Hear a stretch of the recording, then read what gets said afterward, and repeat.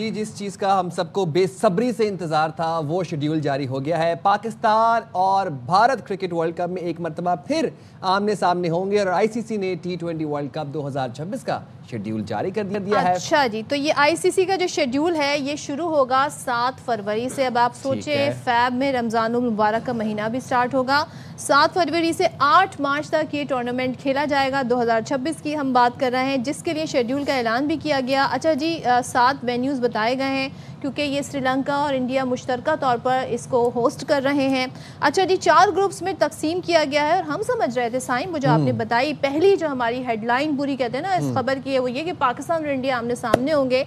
लेकिन मसला ये है कि पाकिस्तान से तो हाथ ही नहीं मिला रहे थे इंडियंस। अब कह रहे थे जी हम नहीं खेलेंगे, ये करेंगे वो करेंगे, बहानेबाजी है। तो हम समझ रहे थे इस बार जी ये एक ग्रुप में शामिल नहीं होंगे। मुकाबला अगर होगा तो फिर बादल ने खासा फिर वो जब फाइनल में टीमें पहुंचेंगी, सेमीफाइनल में पहुंचेंगी, सुपर 8 के मरहले में पहुंचेंगी तो होगा। भाई पैसों का गेम है, ब्रॉडकास्टर्स को जवाब नहीं देना। आपने कमाई, ये तो कमाई का सीजन है भारत के लिए।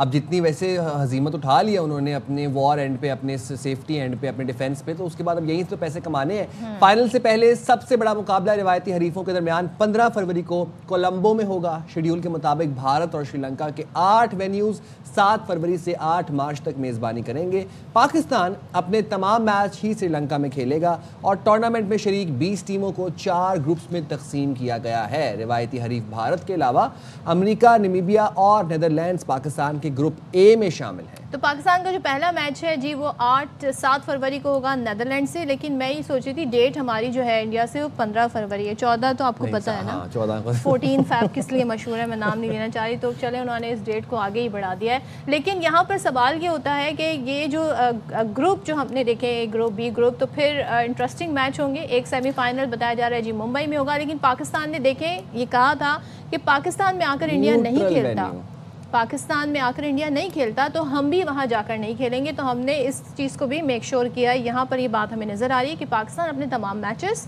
श्रीलंका में खेलेगा। अच्छा जी, दूसरा जी कोलकाता या कोलंबो में होगा, जो कि 8 फरवरी का फाइनल है, वो अहमदाबाद में होगा।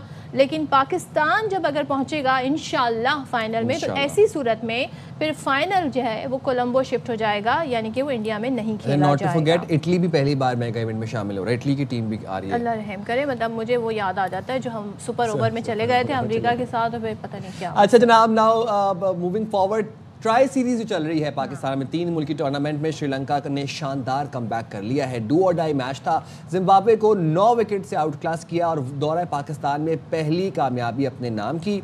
रावलपिंडी में मैच खेला गया, श्रीलंका ने 147 रन का हदफ 22 गेंदें पहले हासिल कर लिया और नसांका अपनी असल फॉर्म में खेले और नॉट आउट 98 रन की इनिंग्स खेली। क्या बात है। अच्छा जी, जिम्बाब्वे ने पहले खेलकर 5 विकेटों के नुकसान पर 146 रन बनाए। वैसे मैं ये देख रही हूँ मुसलसल इससे ज़्यादा स्कोर नहीं बन रहा इस पिच पर, इस विकेट पर।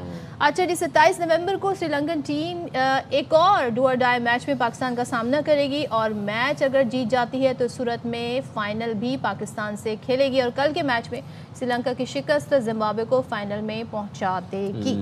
तो जनाब क्रिकेटर अब्दुर्रऊफ साहब हमारे साथ हैं, उनसे पूछ लेते हैं। Rauf, thank you so much. सबसे पहले जरा आगाज करते हैं T20 वर्ल्ड कप जो होने जा रहा है। हमने बड़े तजर्बे कर लिए, कैप्टन्स भी चेंज हो गए, बहुत सीरीज़ भी खेल ली। T20 जिसे मॉडर्न क्रिकेट कहा जाता है, उसमें हमने फोकस भी बहुत किया क्योंकि हमारी टीम जो गलतियाँ करती है वो डॉट बॉल्स बहुत खेलती है।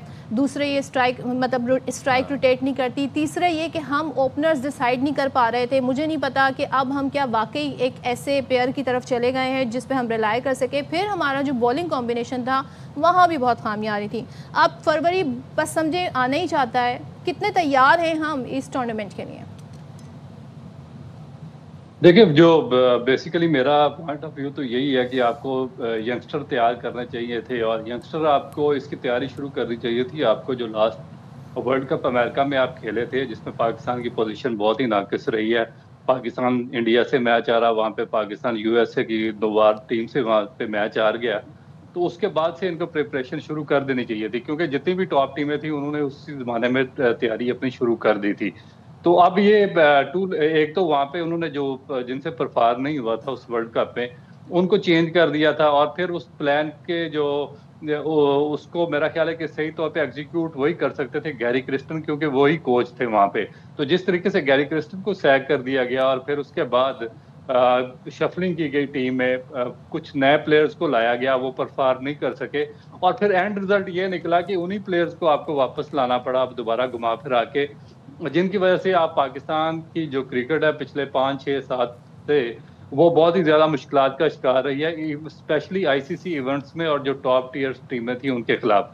तो अभी फिर दोबारा आप उनको लेकर आए हैं। एक मेरा ख्याल है कि इस टीम में रिजवान शामिल नहीं है, और शादाब खान फिटनेस हासिल करने के बाद वो भी दोबारा वापस आ जाएंगे, तो कोई चेंजिंग हमने कोई इतनी खास की नहीं है। प्रिपरेशन जहाँ तक ताल्लुक है तो वो अभी तक जो मैं देख रहा हूँ तो स्पिनर तो आपके पास काफी आ गया, उस्मान तारिक आपके पास आ गया है, आपके पास कासम है, फैसल अकरम है, उसके बाद मोहम्मद नवाज से बॉलिंग करवा रहे हैं आप, और भी एक दो अबरार आ गया, मगर इशू वही आपका खड़ा कि कोई ऐसा स्पेशलिस्ट स्पिनर आपके पास अभी तक तैयार होके आया नहीं है जिसपे आप बहुत ज्यादा आप फोकस रख सकेंगे ये पाकिस्तान को किसी भी अच्छी टॉप टीम के खिलाफ कोई मैच जितवा सकता है। क्योंकि इनको आपने देखा कि जब इंडिया के खिलाफ पाकिस्तान के 2 मैचेस हुए तो वहां पर आपने मोहम्मद नवाज से 1 ओवर भी नहीं करवाया, और अभी अब आपका सबसे स्पेशलिस्ट स्पिनर वही है।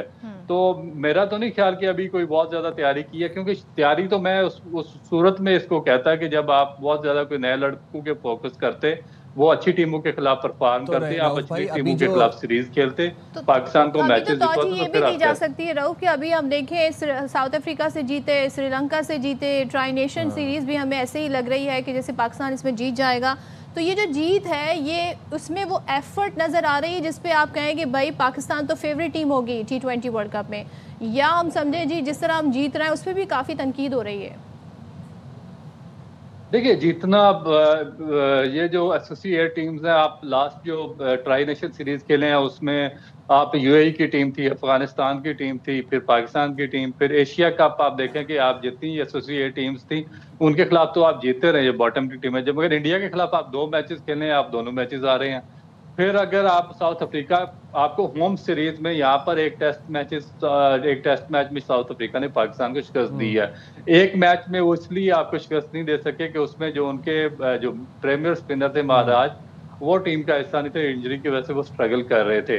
तो उसके बाद जो वनडे सीरीज है उसमें उन्होंने बिल्कुल नए लड़कों को डाला, क्योंकि एट द सेम टाइम उनकी 3-4 टीमें यहाँ पर खेल रही थी, एक इंडिया में खेल रही थी, एक अनफिट होकर। भाई एक बात बताइएगा, अभी जो राइजिंग स्टार एशिया कप था उसमें बड़ा अच्छा टैलेंट उभर के सामने आया, कल वसीम अकरम साहब भी उसका जिक्र कर रहे थे, बड़े अच्छे खिलाड़ी सामने आ रहे हैं। तो आपको लगता है कि उनमें से किसी खिलाड़ी का इंक्लूजन किया जा सकता है वर्ल्ड कप के लिए?